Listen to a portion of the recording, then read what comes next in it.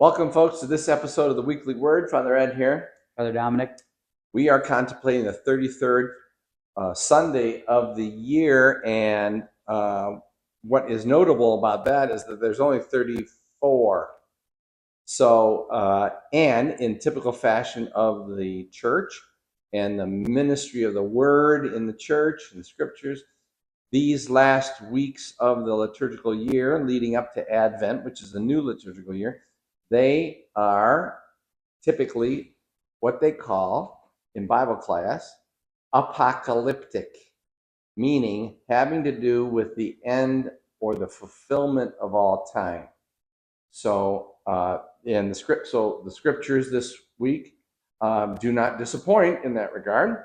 So we have some powerful scriptures from the prophet Daniel, and then of course we have the gospel story and the advice of Jesus about what we should do when it looks like everything's going to hell around us. Yeah.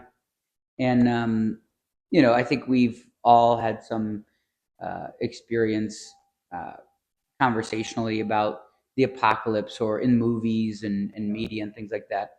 And it really seems horrifying, just fire coming down from heaven and people screaming and running. And, I guess in the Bible, there are it's cataclysmic, so there are aspects of the world kind of being upended. In our gospel, it talks about the sun getting dark and things like that.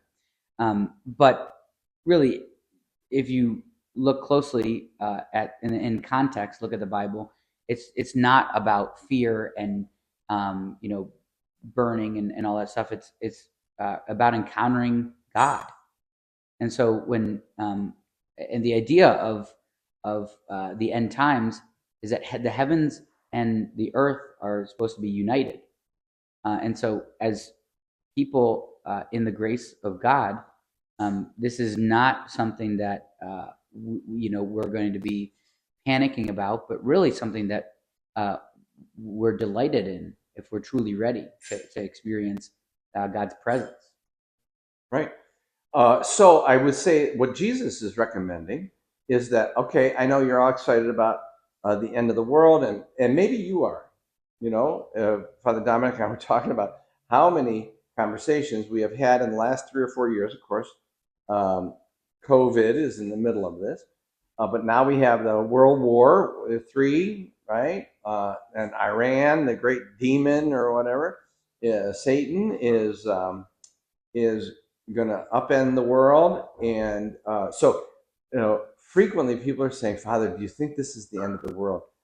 I think the world is coming to an end. I think God is really upset with us, this kind of stuff. And so what Jesus says is fine, okay, maybe that's true. But I'm not going to worry about it. Because what Jesus says, there's something you can do now to prepare yourself for the cataclysm. It could be the cataclysm of your only beloved spouse, obviously, dying. It could be of a child dying.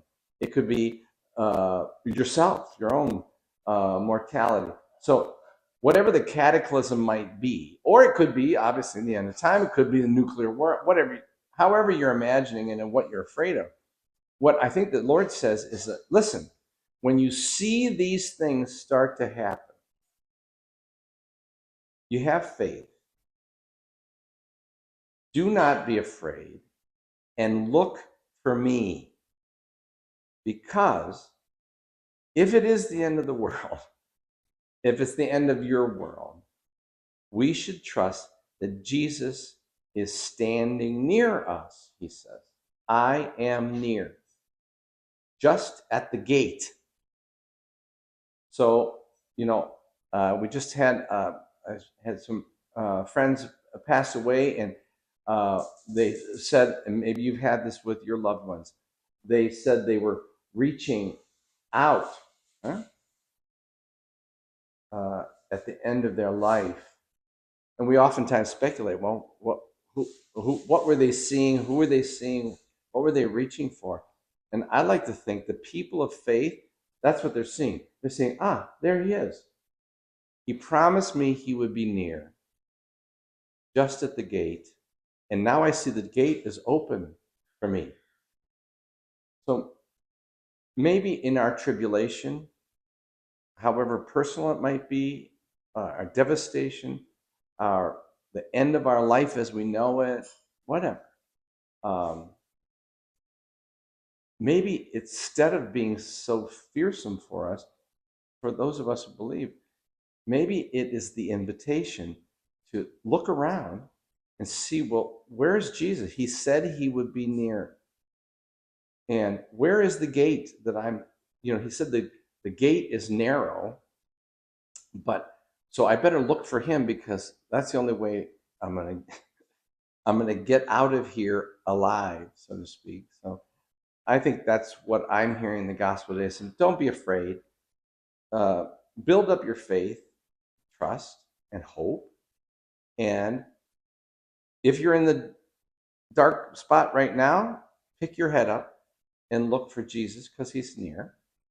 And maybe practice so that when your day comes and when my day comes, we'll have the, the fortitude and the faith to see where Jesus is standing near. And then, we'll take his hand. So, we're all reaching out to a certain extent.